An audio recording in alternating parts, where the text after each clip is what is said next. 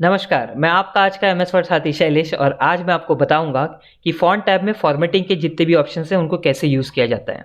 तो फॉर्मेटिंग यानी किसी भी शब्द या वाक्य को सजाना। तो चलिए चलते हैं और मैं आपको आगे दिखाता हूं कि कैसे फॉर्मेटिंग की जाती है अलग अलग तरह से। सारे ऑप्शंस देखेंगे। तो इस पैराग्राफ को मैं सिलेक्ट कर लेता हूँ जिसमें हम लोग पूरी अलग अलग फॉर्मेटिंग करेंगे।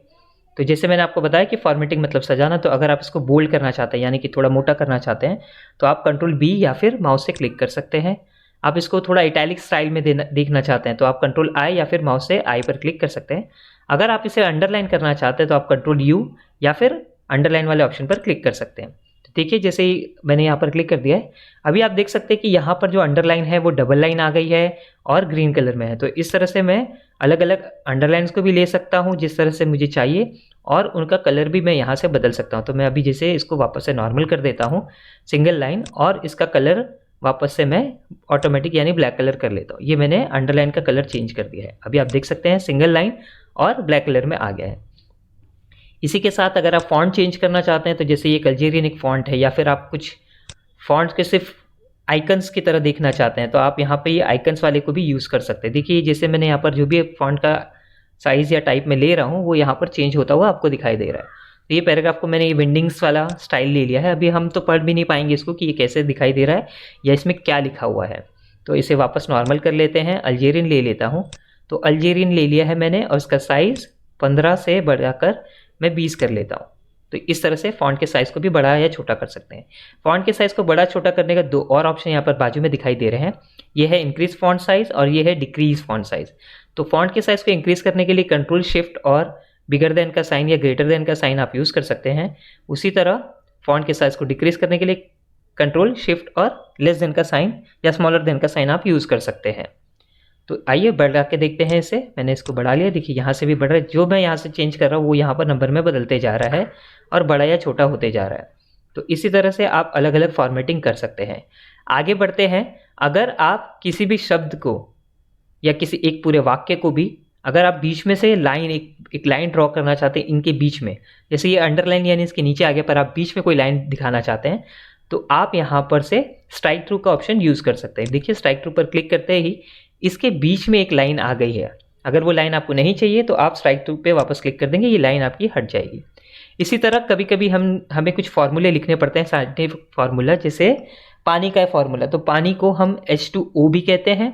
ये H2O मैंने लिख लिया है, लेकिन आप देखेंगे कि फार्मूला में जो होता है वो 2 नीचे होता है, यानी हाइड्रोजन के जो 2 पार्ट होते हैं उसके लिए 2 को नीचे दिखाया जाता है। तो उसके लिए हम लोग यहाँ से सबस्क्रिप्ट का ऑप्शन यूज़ कर सकते हैं। सबस्क्रिप्ट के लिए शॉर्टकट है कंट्रोल प्लस इक्वल का साइन।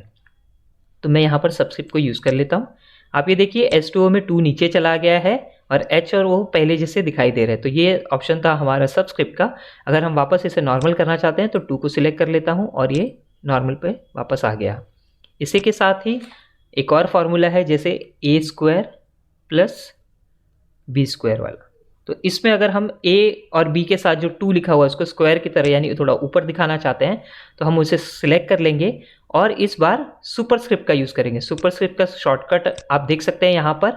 आपको अगर सुपरस्क्रिप्ट करना है तो आप कीबोर्ड पर कंट्रोल शिफ्ट और प्लस का साइन प्रेस कर सकते हैं। ये देखिए दोनों को मैंने सुपरस्क्रिप्ट कर लिया। इसका साइज़ थोड़ा बड़ा कर देता हूँ तो आपको और क्लियरली दिखाई देगा। तो इसे मैंने थोड़ा बड़ा कर लिया है यहाँ पर। तो इसी तरह आगे बढ़ते हैं अब अगले ऑप्शन की ओर। इनको मैं सिलेक्ट कर लेता हूँ। ये सेंटेंस मैंने सिलेक्ट कर लिया है यहाँ पे। अब मैं चाहता हूँ कि इनका फॉन्ट कलर जो है वो बदल जाए। अभी ब्लैक कलर या ऑटोमेटिक दिखाई दे रहा है तो मैं यहाँ से इसके ड्रॉप डाउन पर क्लिक करूँगा और जो भी कलर मुझे चाहिए, मान लीजिए मुझे नीला कलर लेना है तो मैं ये नीला कलर ले लेता हूँ यहाँ से। आप देखिए ये फॉन्ट का कलर जो है वो बदल चुका है। इसी तरह अगर मैं चाहता हूँ कि फॉन्ट जहाँ जहाँ पे मैंने कुछ लिखा है उसके बैकग्राउंड में कुछ और कलर आ जाए तो उसका बैकग्राउंड कलर भी हम यहाँ से बदल सकते हैं। तो ये देखिए जिस तरह से मैं जिस भी कलर पर अपना कर्सर लेकर जा रहा हूँ वो उस कलर का नाम भी बता रहा है और साथ ही साथ उस कलर का नीचे प्रीव्यू भी आपको दिखाई दे रहा है। तो मैं यहाँ पर इसे येलो कलर के साथ ले लेता हूँ। ये मैंने कुछ फॉर्मेटिंग है उसको कर दिया है। तो उम्मीद है मुझे कि यहाँ तक की बातें आपको एकदम अच्छे से समझ में आ चुकी होंगी, और जो भी फॉर्मेटिंग आप कर रहे हैं उस फॉर्मेटिंग का असर यहाँ पे क्या होता है ये आपको प्रीव्यू में साथ ही साथ दिखाई देता है।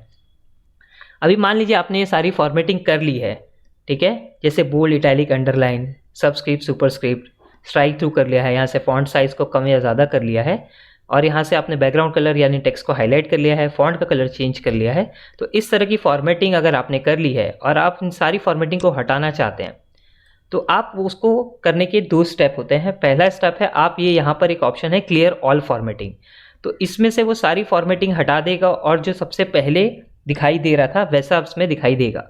पर इसमें एक चीज़ है कि जब आप इस ऑप्शन को यूज़ करते हैं तो ये बाकी सारी फॉर्मेटिंग को तो हटा देगा, लेकिन जो टेक्स्ट हाईलाइट, जो बैकग्राउंड में हमने टेक्स्ट हाईलाइट किया है उस फॉर्मेटिंग को वो नहीं हटा पाता है। तो जैसे मैंने कहा था 2 स्टेप, तो पहला स्टेप ये है कि क्लियर फॉर्मेटिंग पर क्लिक करेंगे। देखिए मैंने क्लियर फॉर्मेटिंग पर क्लिक कर दिया है, तो जो बेसिकली जो वर्ड में जो फॉन्टिंग का साइज़ होता है, फॉर्मेटिंग का साइज़ होता है फॉन्ट का, और जो फॉन्ट टाइप होता है वो आ गया है, पर ये बैकग्राउंड कलर अब तक नहीं गया। तो उसको हटाने के लिए वापस मैं हाईलाइटर वाले ऑप्शन पर यूज़ करूँगा और नो कलर पर क्लिक कर दूँगा। देखिए ये पुराना फॉर्मेटिंग के बिना कैसा दिखाई देता है वो आपको यहाँ पर पता चल रहा है। तो इसी तरह से आप फॉन्ट ब्लॉक के अलग अलग फॉर्मेटिंग ऑप्शंस का यूज़ कर सकते हैं। इसी में एक ऑप्शन और है चेंज केस का, जिसको मैं आपको अगले वीडियो में बताऊंगा। Thank you. मुझे उम्मीद है कि इस वीडियो को देखने के बाद आप किसी भी डॉक्यूमेंट को अच्छे से फॉर्मेट यानी अच्छे से सजा पाएंगे। Thank you.